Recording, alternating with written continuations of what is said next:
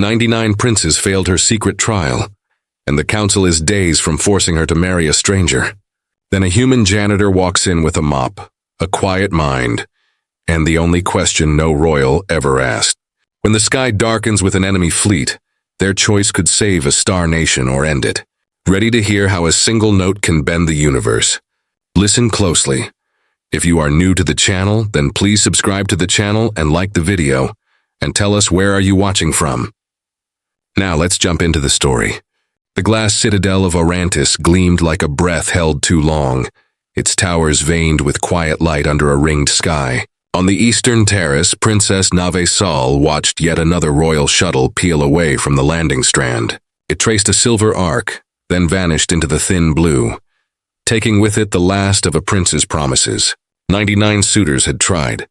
99 had failed. Another farewell, said Oranthes, his voice mild, his eyes not. The advisor folded his long sleeves as if wrapping a worry. The council meets in 7 cycles. If there is no chosen consort by then, the elders will select on your behalf. I know the law, Navai replied. Her tone was soft but not small. It was written to protect the future of Orantis, not to trap it. They crossed the amber-tiled hall to the compass of worth, the device at the heart of her test. A ring of lucid stone hovered above a core of slow light. When a seeker placed hands upon its rim and faced the riddle beyond their schooling, the compass listened. It cared little for titles. It cared for courage, curiosity, and a willingness to release old maps. Your test is not impossible, Oren said carefully. It is unusual. So is leading a star nation, Navai answered. A sound more honest than footsteps entered the chamber, the squeak of a maintenance cart. A human in gray coveralls paused at the threshold, eyes lowering, body halfway to retreat. Forgive me, he said. I was told the chamber would be empty. Oren straightened, a small storm behind his brow. This is a royal space. Stay, Navai said, and the air obeyed. She studied the newcomer. A young man with steady hands and a face that held both caution and wonder, as if he kept both on a shelf and took them down when needed. Your name? Jameer Cole, Your Highness. I'm part of the exchange program. Earth sent people who fix things. I'm one of those people. And before that? Navai asked. He shifted, embarrassed. I studied physics, but I left. Life doesn't always wait for your plans to be ready. Oren's glance said much. Human, maintenance, unsuitable. Navai's glance said something else. Rare, unarmored, worth a question. We are short on time, Oren murmured. And perhaps short on the right questions, Navai replied. To Jameer, she said, would you like to see the Umbra Gate? A holographic sea rose around them, darkness braided with threads of pale fire. A region between stars where travelers went in straight lines and arrived in crooked places. Ships enter here, Navai said, pointing to a mouth of fog that wasn't fog. They emerge anywhere, from days away to galaxies distant. Our finest minds have tried for ages to understand why. The compass of worth asks each suitor to find a path through the unknown that our usual thinking cannot reach. Jameer studied the display. He did not talk to show that he could talk. He listened to show that he could hear. How do your engines sing? He asked at last. Oren blinked. Engines do not sing. Jameer smiled a little. Everything that moves sings. Some songs are just too low or too fast for us to catch. Navai felt a small click inside, like a lock quietly meeting the right key. Do you accept the test, Jameer Cole? Your Highness, I fix air filters, he said. But if you want me to try, I will try. Try, Navai said, and the compass of worth glinted as if pleased. They walked him to the data atrium. The room stirred with star charts, equations drawn in light, and along the far wall waited the ancestral lumen, a living archive where generations had poured memory, tuition, and the untidy sparks that sometimes become breakthroughs. You may use our records, Navai said, and if you wish, you may consult the lumen. Jameer's gaze found the crystal lattice. Does it work only for Orantians? It listens to attention, Navai said, not blood. That night the citadel slept as though it trusted the dark. In a circle of white floor and whispering machines, Jameer did not. He pulled flight logs, traced failure lines, and sketched waveforms by hand first, then in light. He held a wrench when he needed a thought to feel heavier. He asked the Umbra pictures simple questions. When did you say yes? When did you say no? What made you hesitate? Oren returned once, shaking his head. This is theater, he muttered to the empty hall. Navai came later and stood in the doorway without announcing herself. Jameer did not see her at first. He had one palm on the ancestral lumen, not in worship but in hello. His other hand traced curves in the air that shaped into harmonics. I don't think the Umbra Gate is a door you push, he said almost to himself. I think it's a field that answers. We've been shouting coordinates. Maybe we should be speaking tone. Navai's heart made a new map then. Not a map of roads, but a map of ways to see. She left him to his work, a private wish glowing in her chest like a lantern. Let him find the note that opens the long corridor.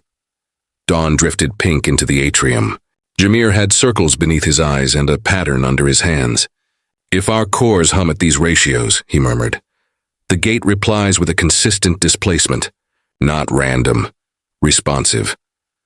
The compass of worth, idle on a shelf, spun a fraction of a turn and stilled, as if keeping the secret of a smile. Time, Navai said from the threshold. Jameer took a breath. I can't promise, but I can show. And so the first true turn arrived, quiet and immense. The data atrium welcomed the new day with lamps that mimicked sunrise and instruments that woke like birds. Jameer stood amid a cloud of models, each one a different way of asking the same question. What makes a path through a place that refuses to be a path? Nobles lined the back wall, decorative as the carved columns but far noisier. He guesses. Someone whispered. He is human, another added, as if the word were a flaw in a gemstone. Orenthes took his place near the door, arms folded, prepared to catch disaster before it fell too hard. Navai stepped beside him, unguarded, watchful, hopeful in a way that made hope look like work rather than luck. Show us, Navai said to Jameer. I tried to make the gate obey. Jameer began. Then I stopped. I started listening to what made it comfortable. He pointed to the simulations. See these engine signatures? Your ships hum in layered beats. The Umbra Gate responds to the pattern, not the plotted line. When the beats clash, it throws you out anywhere. When the beats harmonize the right way, it sends you where the pattern suggests. Engines do not harmonize. An elder scoffed. They do, Jameer said, not offended. You just built them to think they don't. He cued a scenario. A virtual craft entered the Umbra edge with its core tuned to a crude frequency. The simulated gate twisted it like a ribbon and flung it aside. The nobles smirked. Jameer cued another, same route. But the core's hum had been reshaped into ratios the lumen had suggested. The gate opened not as an enemy, but as a host who recognizes a guest. The craft emerged near the intended marker. Murmurs scattered across the room like seeds. Some would root later. You learned this from our books? Brian asked. Books helped, Jameer said. He touched the ancestral lumen with 2 fingers, as if thanking a teacher who prefers quiet. But mostly I watched the failures without trying to win the argument. I asked, what would let you trust me? The answer was music. Simple, repeatable intervals. You don't force the gate. You ask it well. Navi let out a breath she had been holding since the last sunset. Advisor, note the demonstration. She turned, addressing the room. The compass of worth recognizes in Jameer Cole the blend this test demands. Patience, fresh sight, and respect for the unknown. The test is passed. The word passed rang like a clear bell.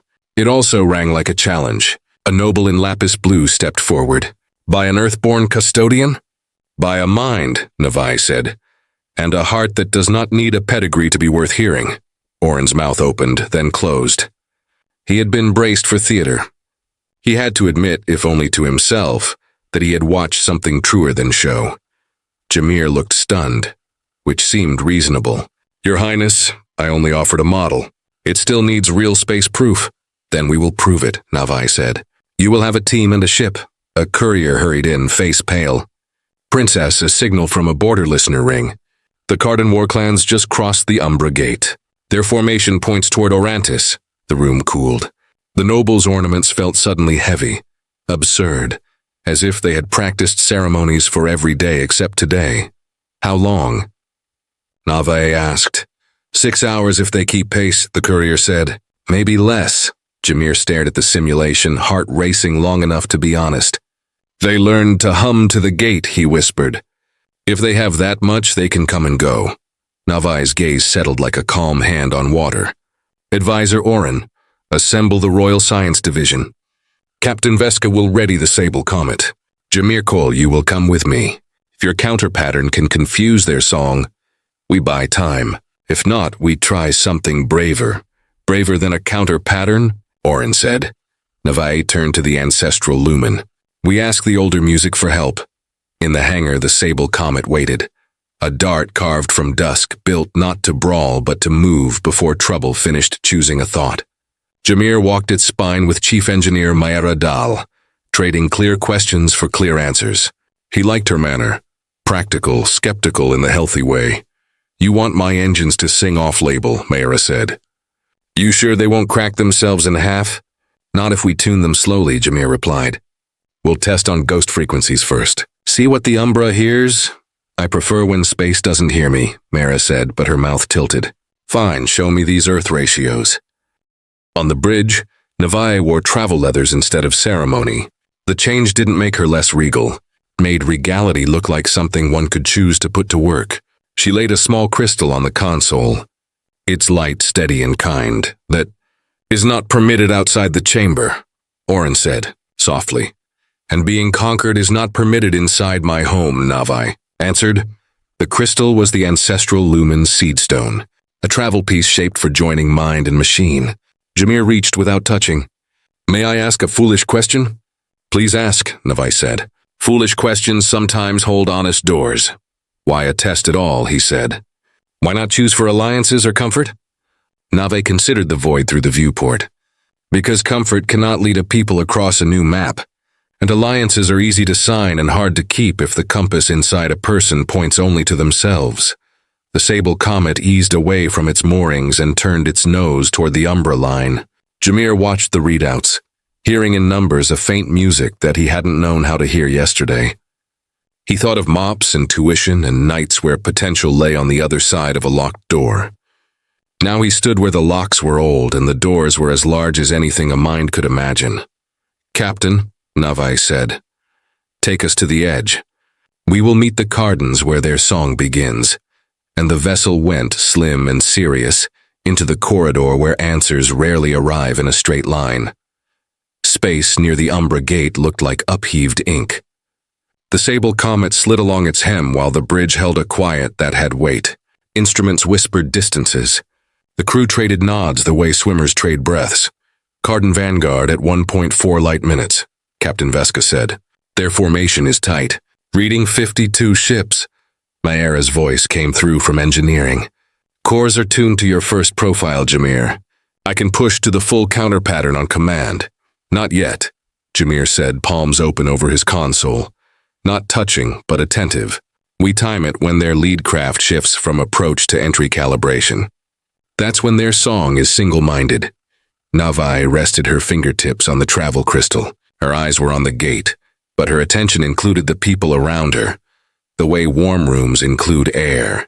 Crew, she said, we are here to protect, not to prove a point. If we cannot stop them, we will slow them. If we cannot slow them, we will survive and warn. Understood, Captain Veska said, and the bridge echoed him. The Cardan fleet brightened the sensors. Angular hulls, engines thudding in martial rhythm. Jameer felt their pattern as a coarse drum. It was effective, not elegant. They're close, Veska said. Mark, wait, Jameer whispered. Wait now. Counter pattern, Navai ordered. Mayra released the tuned hum. The Sable Comet sang a shape into the dark, a lattice of intervals meant to tangle the Cardan rhythm.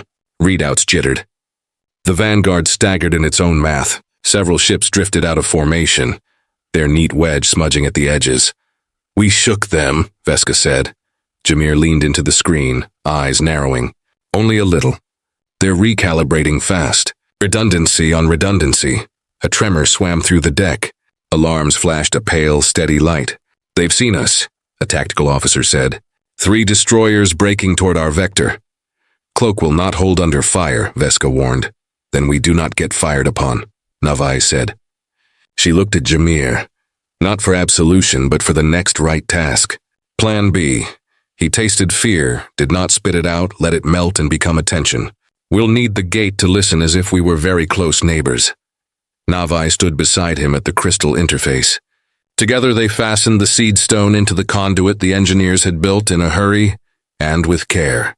Light threaded their fingers as if asking permission. Nave breathed, and Jameer matched her breath without trying to match it. Do not command, she said. Invite. What if it says no, he asked. Then it is free, she said. And so are we. The first Cardan barrage washed the Sable Comet's shields. The hull groaned like a door. The crew stayed small but present. Jameer's mind reached into the crystal without knowing which parts of him were body, and which were intention. The Umbra Gate, once an object on a screen, rose like weather that could hear. They sent a pattern, not a speech, a clear climbing line that held both humility and precision. It was a request shaped as a song, and it carried the meaning of not this way, please turn them back. The seed stone warmed. The Umbra answered. To everyone not at the crystal, the change looked like current reversing in a river. The gate's strands bent inward, not to swallow but to redirect. The Cardan destroyers nearest the comet lunged forward, and then slowed as if their engines had turned to thick glass. Their formation rippled. The vanguard's drumbeat stumbled into a tangle. Hold, Navai whispered. Hold this shape. Jameer's arms shook. He felt the cost as heat behind his eyes. Memories surfaced. The smell of cleaning fluid. The taste of cheap coffee, the first time he realized he loved understanding more than he loved being right. He put all of that into the tone, made the song simpler. One by one, the Cardan ships slid into the gate and did not come out where they intended. Sensor trails spiked, fanned, vanished. Some would fall into far, empty routes where rage cooled into math. Others would land closer to home than they wanted, forced to explain their return. A final barrage clipped the comet's flank, Metal complained. Mayera cursed very softly and made a list of repairs with her hands. Containment holding, she said. We'll make it. Jameer and Navai eased their grip on the light. The seed stone cooled, its glow settling like a sleepy ember. Jameer swayed. Navai steadied him, as if that were the easiest thing in the world. Status, Veska called. Cardan's signatures gone from local space. Tactical replied. No pursuit on our tail. I think they're tasting the long road. The bridge exhaled. Nobody cheered. They were too tired and too grateful for noise. Navai looked at her crew, then at Jameer. You asked kindly, she said. The universe listened. He laughed once, the small, surprised kind. Asking kindly is cheaper than war. And sometimes stronger, Navai said. The Sable Comet turned for home, a little scorched, a little wiser. In the aft corridor, Jameer paused to brace himself against the wall, eyes shut, letting the tremble leave his fingers. Mara passed by, handed him a water flask, and nodded without ceremony. Good song, she said. He drank. Thanks for letting my weird ratios in your engines. They did not explode, she said. I consider that a friendship. And so the fight ended not with a blast, but with a request heard by a gate older than the first crown on Orantis. 3 days later, the Grand Hall of Orantis filled with people who wore silk when they were nervous. Banners hung like patient rivers. The Council of Elders stood beneath them, old as a law, cautious as a ledger. Jameer Cole stood at the center in borrowed formal clothes that fit like a story not yet true. You crossed an old boundary, the Chief Elder said. You are Earthborn, unranked, and yet you solved a riddle that held us for ages and helped send a war clan away. What do we call you? Call me Jameer, he said. Titles can wait until they mean the same thing as the work. A ripple went through the hall. Some heard impertinence. Others heard relief. Neve heard a steady line. Oranthes stepped forward, throat cleared of pride. I doubted him, he said, and the honesty quieted corners of the room that had planned to hiss. I believe tradition's safer than new roads. Tradition is not a roof when the rain changes. I watched Jameer do what our best minds could not, because he did not try to be the best mind. He tried to be the right listener. The hall listened harder. Navy descended the dais. The move was symbolic and also practical. She preferred being where voices were. The compass of worth did not ask for prestige, she said. It asked for the shape of a person when the map runs out. Jameer showed us that shape. By law, any who pass the test may be considered as consort, I exercise that right. A murmur like wind filled the space. The chief elder lifted a hand. Princess Navai, the law grants you choice, but it also grants us the duty to foresee risks. A partner to the heir must understand governance. Does this one understand us? Jameer answered before Navai could. Not to rescue her, but to shoulder his peace. I don't, he said plainly. Not yet. I know how to ask better questions tomorrow than I asked yesterday. I know how to share answers when I have them and hold my tongue when I don't. I know how to clean a floor, so it doesn't look like anyone cleaned it, because small work done well is how big work begins. If that is a place to start, I will start there. Silence came, respectful for once. The chief elder conferred with the others in a soft circle. When they turned back, the elder's eyes had a shimmer that might have been sentiment or only light. Jameer, Coal of Earth, the chief elder said, we grant you citizenship of Orantis and the 6 allied constellations, with rights and obligations. We recognize the princess's prerogative to choose. If you accept, you will enter a year of learning, law, custom, and the work that sits behind ceremony. At its end, you and she may bind your paths if you still wish. Jameer looked at Navai. Her gaze was steady water. He thought of mops and harmonics, of doors that had opened because he learned to ask. I accept, he said, and I promise to do the small work and the large work with the same hands. Applause rose like rain that finally believed the ground would welcome it. Here is where the ending bends new. Instead of a swift union and the safe return to halls, Navai proposed a journey. We will not spend this year under the same ceiling, she said. We will spend it beneath many skies. If the Umbra Gate can be asked kindly, then those who live near it must be taught to ask kindly too. They took the Sable Comet out again, not as spear, but as school. They visited rim outposts where pilots drank strong tea and told stronger stories about lost cargo and unexpected horizons. Jameer taught engine techs to tune for listening rather than conquest. Navai sat with elders in low, round rooms and spoke of choices that hold when the grand lights go out. Children gathered around the ancestral seed stone with hands folded in wonder, and the crystal glowed as if pleased with the new voices. When they returned to Orantis at year's turn, the city felt different because they felt different. The people had seen their would-be leaders tower and also kneel. The council chambers, once echoing with the same 3 arguments, now held 7. The union ceremony, when it came, was quiet. There were no fireworks. Only lanterns set along the citadel's walks and music that did not try to be more important than the night. Jameer wore a simple jacket with thread that matched the ringed sky. Navi wore travel leather under a narrow sash, a promise that ceremony would never swallow the road. Afterward, they slipped to a terrace where the city fell away like a slow river, and the rings glimmered faintly. They stood without speaking, the kind of silence that is full of welcome. Do you ever think about the first day? Navai asked at last. When you rolled a cart into the wrong room. I think about it every time a door opens, Jameer said. How many doors are really a broom closet until you ask them to be a gate? Navai smiled. We did not conquer a war clan. We persuaded a path, small acts, Jameer said. Steady tone. They turned to go, but paused as a group of apprentice navigators, barely older than children, wandered onto the terrace in hushed awe. Seeing Navai and Jameer, they bowed, then hesitated. Tell us one thing, a girl asked, cheeks bright. One thing to carry when the sky feels too large. Navai's answer was simple and felt like a place to sit. Look beyond the surface, she said. Listen for the note underneath the noise. Most distances bend for kindness, Jameer added. And start with the smallest fix you can do well. Every big map began as a single line drawn true. The apprentices left smiling, the kind of smile that lasts 3 decisions long. Navai and Jameer walked back inside, not toward a throne, but toward the next morning's list. A meeting with engine guilds, a visit to a border school, a session with farmers who would now ship produce safely across the Umbra, with tuned cores that hummed like gratitude. And the story closes here, not with thunder, but with a steady, human light. A princess who chose a listener who learned to lead, and a gate between stars that opened to a gentle voice.